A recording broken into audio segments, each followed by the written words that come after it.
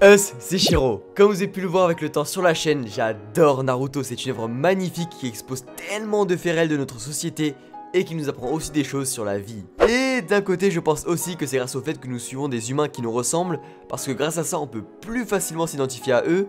Mais est-ce que ça aurait été la même chose si nous suivons des semi-humains par exemple? Et oui, parce que dans le monde de Naruto, je ne sais pas si vous avez remarqué, mais dans le pays de l'eau, certains habitants ont des traits de poisson. Comme par exemple Zabuza qu'on a vu au début qui a des dents très pointues, ou encore celui dont on va vraiment s'intéresser aujourd'hui, Kisame Oshigaki.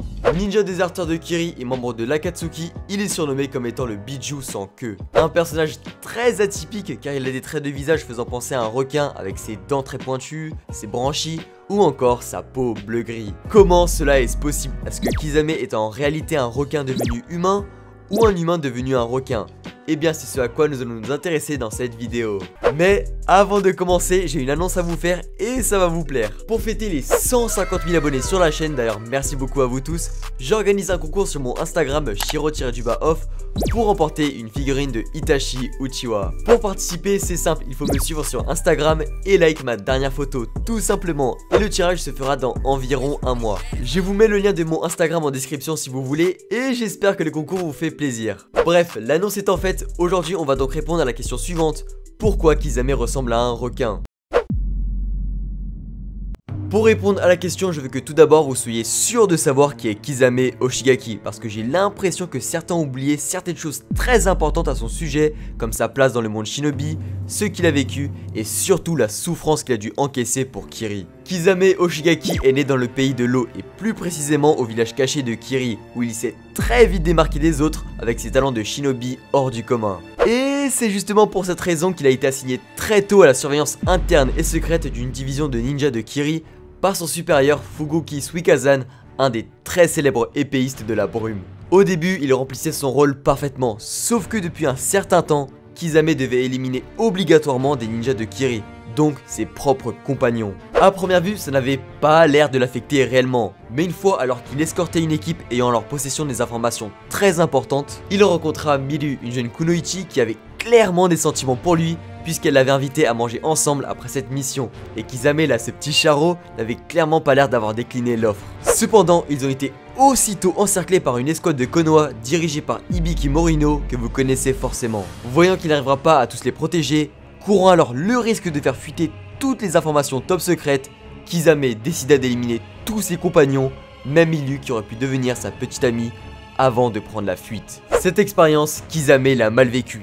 Très mal vécu, mais le pire dans tout ça c'est qu'il a fini par apprendre que ce n'était pas un hasard que Hibiki les avait trouvés, parce qu'en réalité c'est le supérieur de Kisame, Fuguki, qui avait vendu la mèche à Konoha sur leur position, alors Kisame fou de rage part à sa rencontre pour l'éliminer, chose qu'il fera assez facilement, pour ensuite s'emparer de l'épée Sameada et remplacer son maître au sein des 7 épéistes de la brume, donc des meilleurs shinobi de Kiri. Cependant, Kisame se posait une question, pouvait-il encore se considérer comme un ninja de Kiri après avoir tué autant de ses coéquipiers? Ou encore, est-ce que sa vie n'est pas juste qu'un simple mensonge? Avec ça, on peut voir que Kisame est un personnage beaucoup plus profond qu'on ne le pense, c'est une victime du monde shinobi de l'époque. Et c'est justement pour cela qu'il a finalement été séduit par le projet d'un monde sans mensonge de l'Akatsuki et qu'il a rejoint leur rang. Pour finir accompagné d'une personne qui le comprend plus ou moins, Itachi Uchiwa, lui aussi meurtrier de ses semblables à cause d'une politique du village mal gérée. Voilà, avec tout ça vous comprenez mieux l'histoire de Kisame Oshigaki et je trouvais ça grave intéressant d'en parler.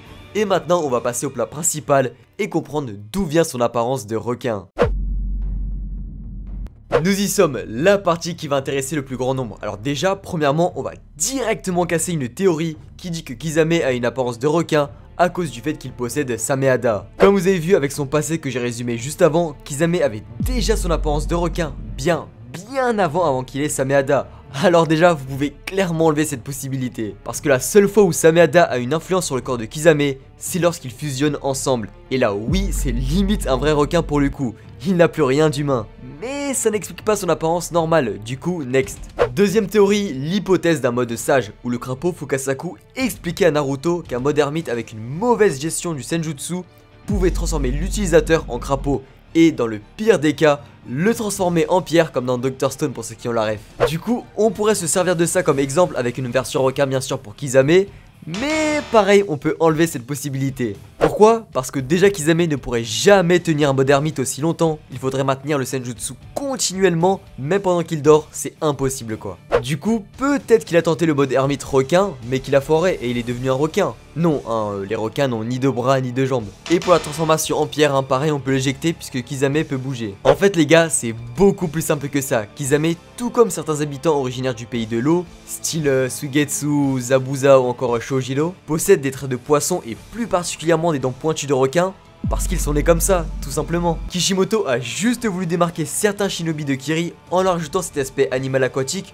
parce que c'est des spécialistes de Suiton. Et ce n'est pas un phénomène qui choque les autres habitants, parce que ça doit exister depuis la nuit des temps. Regardez par exemple Milu, une humaine avec une apparence classique, j'ai envie de vous dire. Et qui pourtant était amoureuse de Kisame, un humain avec une apparence moins commune, se rapprochant plus d'un requin. En gros, tout comme le clan Uchiwa ou Hyuga qui tirent leur puissance grâce à leurs pupilles, le clan Oshigaki de Kisame tirent leur puissance de leur physique aquatique, leur permettant d'être plus forts en Suiton.